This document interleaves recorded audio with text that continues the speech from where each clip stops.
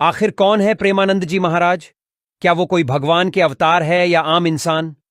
क्या आप जानते हैं प्रेमानंद जी महाराज के माता पिता कौन हैं? आप जानकर हैरान रह जाओगे कि प्रेमानंद जी महाराज की दोनों किडनी 20 सालों से खराब होने के बाद भी वो कैसे जिंदा है और क्यों बड़े बड़े राजनेता और सेलिब्रिटीज उनसे मिलने जाते हैं। दोस्तों, आदिकाल से ऐसा कहा जा रहा है कि जब जब पृथ्वी पर पाप बढ़ा है, भगवान ने किसी न किसी रूप में अवतार लिया है और पापों का नाश किया है, दुष्टों को उनके कर्मों की सजा दी है और धरती पर खुशहाल जीवन की व्यवस्था की है। ऐसी ही एक चर्चा आजकल एक बाबा को लेकर हो रही है। हम बात कर रहे हैं प्रेमानंद जी महाराज की। प्रेमानंद जी महाराज का जन्म उत्तर प्रदेश के कानपुर के सरसौल गांव में एक ब्राह्मण परिवार में हुआ था। बचपन में लोग इन्हें अनिरुद्ध कुमार पांडे के नाम से जानते थे। बचपन से ही इनका मन भगवान की भक्ति में खूब लगता था और यही वजह थी कि शुरू से ही यह पीले वस्त्रों को धारण करते थे। इनके पिता का नाम श्री शंभू पांडेय और मां का नाम श्रीमती रामाधवी है। कहीं ना कहीं भगवान भक्ति में इनके रमने के पीछे की सबसे बड़ी वजह इनके घर का माहौल भी था, क्योंकि सबसे पहले इनके दादाजी ने सन्यास ग्रहण किया था और इनके पिता भी भक्ति भाव में अक्सर ही डूबे रहते थे। इनके एक बड़े भाई भी हर दिन भागवत का पाठ किया करते थे, जिससे इनका मन भी भगवान भक्ति में रहने लगा था। यह अक्सर गंगा नदी के किनारे जाकर बैठ जाया करते थे।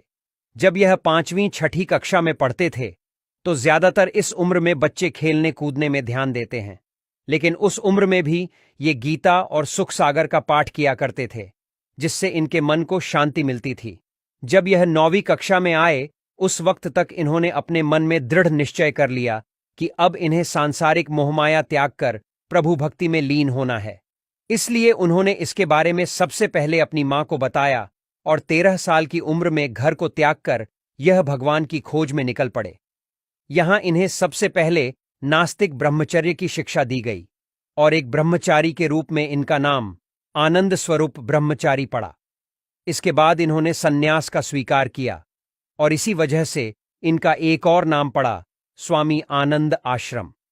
यहां से इन्हें अकेले रहना और ज्यादा से ज्यादा समय प्रभु की भक्ति करने में व्यतीत करना अच्छा लगने लगा। ऐसे में जब एक दिन यह अकेले ही बैठे हुए थे, इनके पास कोई साधु आया और उन्होंने इनको बताया कि काशी के एक विश्वविद्यालय में रासलीला का आयोजन हो रहा है। बस फिर क्या था, इन्होंने भी भगवान कृष्ण की रासलीला को देखने के लिए काशी की तरफ प्रस्थान कर दिया और वह 1 महीने तक भगवान के प्रेम रस में डूबे रहे।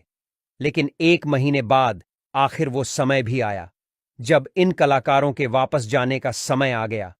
ऐसे में स्वामी जी के मन में यह ख्याल आया कि जब ये यह से चले जाएंगे तब मेरा क्या होगा? बिना प्रभु की रासलीला के मैं कैसे रहूंगा?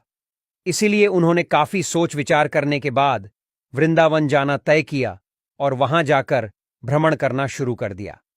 यहां से उन्होंने मथुरा की तैयारी की। आज वृंदावन के एक आध्यात्मिक आश्रम की स्थापना महाराज जी के द्वारा ही कराई गई है, जहां यह लोगों को ज्ञान की बातें बताते हैं और उनके मन और हृदय को अपार आनंद की अनुभूति करवाते हैं। इनका हमेशा से उद्देश्य यह था कि यह भगवान के दूत के रूप में लोगों की सेवा करेंगे। आज किसी भी भटके व्यक्ति को सही मार्गदर्शन देकर भगवान की महिमा और उनके जीवन के सही उद्देश्य के बारे में उन्हें सही राह दिखाते हैं। स्वामी जी पर भगवान की विशेष कृपा भी बताई जाती है।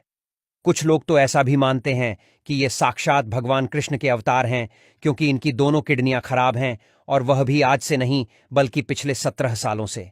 बावजूद इसके स्वामी जी आज 60 साल के हैं और बिल्कुल स्वस्थ हैं, और इसलिए ऐसा कहा जाता है कि उनकी रक्षा स्वयं भगवान कृष्ण कर रहे हैं।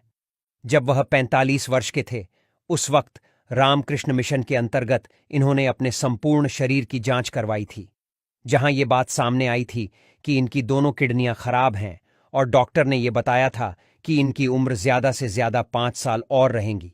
लेकिन बावजूद इसके ये आज भी बिल्कुल स्वस्थ हैं और अपने भक्तों का प्रभु भक्ति की तरफ सही मार्गदर्शन करवाते हैं। सबसे बड़ी बात तो यह है कि जहां आजकल लोग धर्म को एक व्यवसाय बनाकर अच्छी खासी रकम लेते हैं, तो बाबा भक्तों को यह सारी सुविधा बिल्कुल मुफ्त में देते हैं। तो क्या आपको भी यह स्वामी जी भगवान कृष्ण के अवतार लगते हैं?